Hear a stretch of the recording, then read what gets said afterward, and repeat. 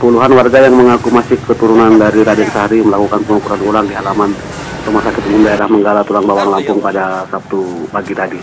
Lahan seluas 14 hektar yang di atasnya terdapat bangunan rumah sakit umum ini diklaim milik mereka sebagai ahli waris dari keturunan Raden Sahri. Warga dari ahli waris Raden Sahri mengklaim lahan yang terdapat bangunan rumah sakit ini berdasarkan sertifikat kepemilikan tanah yang sah yang diterbitkan oleh BPN. Sengketa bermula pada tahun 2005 lalu. Lahan seluas belasan hektar ini sifatnya hanya pinjam pakai dan bukan hibah antara mantan Bupati Tulang Bawang saat itu Abdurrahman Sarbini atau dikenal Mance dengan pemilik lahan. Sengketa bermula pada tahun 2005 lalu. Lahan seluas belasan hektar ini sifatnya hanya pinjam pakai dan lahan saat itu lahan status pinjam pakai ini tidak didirikan fasilitas dan sarana umum, melainkan akan difungsikan sebagai lahan percontohan pertanian. Pihak ahli waris mengancam akan menutup rumah sakit umum yang letaknya tepat di pinggir jalan lintas timur Sumatera ini jika pihak pemerintah daerah setempat tidak segera menyelesaikan permasalahan sengketa lahan ini.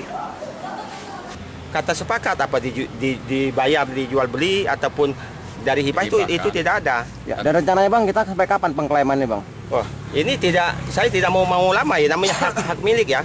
Hak milik itu harus dibela, saya sebagai penerima kuasa gitu. Jika tidak direalisasikan oleh pemerintah? Ya kalau tidak direalisasi pemerintah, saya bukan berbicara ataupun menantang pemerintah ya, rumah sakit ya gerbang ini mau saya tutup.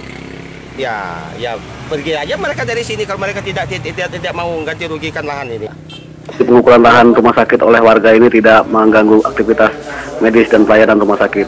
Hingga berita ini dibuat, pihak Rumah Sakit Umum Daerah Tulang Bawang tidak bisa dikonfirmasi keterkaitan sengketa lahan ini.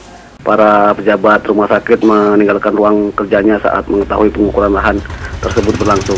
Mustaqim, TV Lampung.com melaporkan dari Tulang Bawang, Lampung.